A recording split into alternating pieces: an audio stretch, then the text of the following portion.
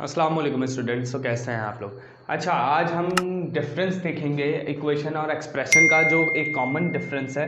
लेकिन इस डिफरेंस को हम बाज़ औक़ात मतलब कुछ क्वेश्चंस ऐसे आते हैं जिसमें हमारे पास लिखा होता है फाइंड द फॉलोइंग एक्सप्रेशंस या सिंप्लीफाई द फॉलोइंग एक्सप्रेशंस। ठीक है, और सॉल्व द फॉलोइंग इक्वेशंस। ठीक है, ये दो क्वेश्चंस मेन क्वेश्चंस होते हैं। जैसे हमारे पास लिखा आता है सिंप्लीफाई इक्वेशन। अच्छा, इस तरह के दो सवाल हमारे पास आते हैं, मतलब इस तरह के बहुत सारे हैं ये, लेकिन मेन है जिसमें हमारे पास लिखा होता है सिंप्लीफाई द फॉलोइंग एक्सप्रेशंस या सॉल्व द फॉलोइंग इक्वेशंस। लेकिन हम पढ़ते हैं इन्हें क्वेश्चंस को और सॉल्व कर लेते हैं, हम इसके ऊपर गौर नहीं करते कि आपने कभी गौर किया कि आपके पास एक्सप्रेशन में या सिंप्लीफाई की जगह यहाँ लिखा हो सॉल्व। ठीक, क्या लिखा हो? Solve the following expressions. कभी नहीं लिखा होगा। क्यों नहीं लिखा होगा? क्योंकि हमारे पास एक्सप्रेशन और इक्वेशन में डिफरेंस है। हाँ, मेरे ख्याल से कुछ क्वेश्चन ऐसे आ सकते हैं जिसमें इक्वेशन के अंदर यहाँ लिखा हो सिंप्लीफाई द फॉलोइंग इक्वेशन। बिल्कुल हो सकता है, क्योंकि सिंप्लीफाई होने के बाद सॉल्व भी हो जाएगी ना पूरी। तो इसमें शायद हो सकता है कि इक्वेशन के साथ हमारे पास कभी सिंप्लीफाई लिखा हुआ भी आ जाए, लेकिन एक्सप्रेशन के साथ सॉल्व लिखा हुआ नहीं आएगा। ठीक है, इक्वेशन और एक्सप्रेशन में फ़र्क क्या है जो मैं इतना कह रहा हूँ कि सिंप्लीफाई जो है सिर्फ और सिर्फ एक्सप्रेशन के साथ सॉल्व लिखा नहीं आएगा, तो इसमें कोई ना कोई डिफरेंस होगा। तो वो मेन डिफरेंस क्या है वो देखते हैं। अगर मेरे पास लिखा हो जैसे x² + 2x + 3, ठीक है, ये क्वाड्रेटिक इक्वेशन और क्वाड्रेटिक लीनियर या क्यूबिक अभी हम इसका डिफरेंस नहीं पढ़ रहे हैं। और x² + 2x + 3 = 0। अब मैं अगर आप लोगों से डिफरेंस पूछूं तो आप लोगों को साफ नज़र आ रहा है कि यहाँ पे इक्वल नहीं है, यहाँ =0 है। ठीक, या मैंने बहुत सारे बच्चों से ऐसा डिफरेंस पूछा है तो मतलब यही लिख के पूछा है, तो बच्चे ने क्या है कि इसमें 0 आ रहा है, इसमें 0 नहीं आ रहा। तो बेटा इसमें 0 आए या 1 आए या 2 आए 3 आए, इक्वल के बाद कुछ भी आए, बस इक्वल लाजमी साइन होना चाहिए। और यहाँ पे इक्वल नहीं है, वहाँ =2 है। तो जहाँ पे आपके पास जिस एक्सप्रेशन के अंदर =2 आ जाए वो इक्वेशन बन जाती है। ठीक है, जिस एक्सप्रेशन के अंदर =2 आ जाए वो इक्वेशन बन जाती है, और जिस एक्सप्रेशन में =2 ना हो वो एक्सप्रेशन ही होती है। ठीक है, तो ये हमारे पास फिलहाल ये एक छोटा सा डिफरेंस है इक्वेशन एंड एक्सप्रेशन का।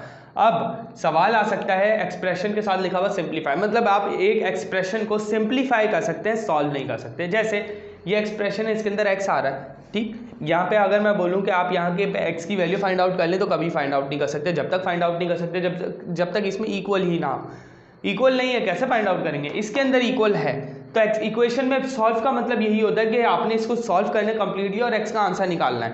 तो आपने यहाँ पे क्या है डिफरेंस? हमारे पास एक एक्सप्रेशन है, एक्सप्रेशन के अंदर इक्वल, सही। तो यहाँ पे हम बिल्कुल इसका आंसर नहीं निकाल सकते, वहाँ आंसर निकाल सकते हैं x का।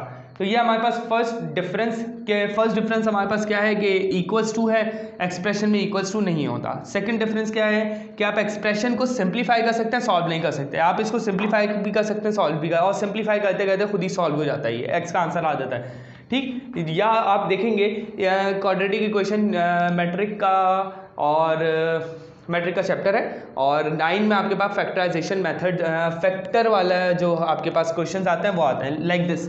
तो इसमें हम करेंगे क्या, जैसे हमारे पास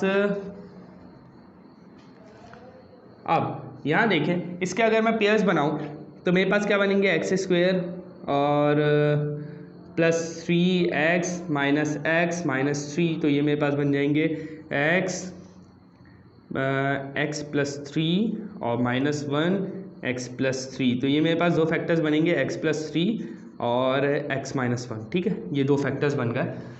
यहाँ पे भी x + 3 x - 1, ये दो फैक्टर्स बन गए मेरे पास। कौन कौन से? x + 3 और x - 1। बस फ़र्क क्या था? यहाँ लिखा था आपके पास सिंप्लीफाई द फॉलोइंग एक्सप्रेशन, यहाँ लिखा था सॉल्व द फॉलोइंग इक्वेशन। अब हम इसे बिल्कुल आइदर एंड और करके सॉल्व कर सकते हैं कि x + 3 को पहले 0 के बराबर ले लें, और फिर उसके बाद और के अंदर x - 1 को 0 के बराबर ले लें। यहाँ पे 3 को शिफ्ट कराएं, इक्वल के बाद भेजें -3। यहाँ पे -1 को शिफ्ट कराएं, इक्वल के बाद भेजें +1, तो ये मेरे पास x के आंसर्स आ गए। यहाँ x के आंसर नहीं निकाल सकते, आप कैसे निकालेंगे? यहाँ पे तो इक्वल्स टू 0 ही नहीं है, 0 है या 5 है, कुछ भी है, लेकिन इक्वल्स का साइन नहीं है, यहाँ पे इक्वल का साइन नहीं है, तो ये बस इतना ही आंसर रह गया।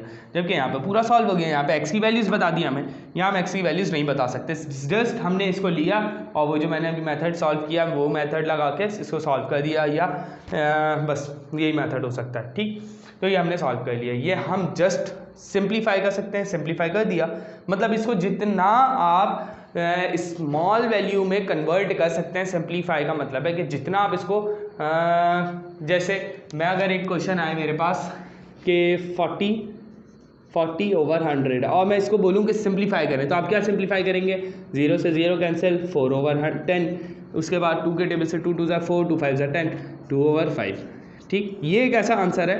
अच्छा, या तो आप मुझे ला के दें 4/10, अब आप बोले ये सिंप्लीफाई कर दिया मैंने, जबकि मैं बोलूँगा नहीं ये सिंप्लीफाई नहीं हुआ, इसके बाद और भी हो सकता है। अब इसके बाद और क्या हो सकता है कि आप इसको 2 के टेबल से कैंसिल कर दें, तो ये 2/5। अब मैं इसके बाद बोलूँ, आप बोलेंगे इस इलाके में मैं बोलूँ इससे ज़्यादा सिंप्लीफाई करके करें, तो आप बोलेंगे इससे ज़्यादा सिंप्लीफाई नहीं होगा। हाँ, डेसिमल में आंसर आ सकता है, सिंप्लीफाई ये भी काफ़ी है, ठीक है।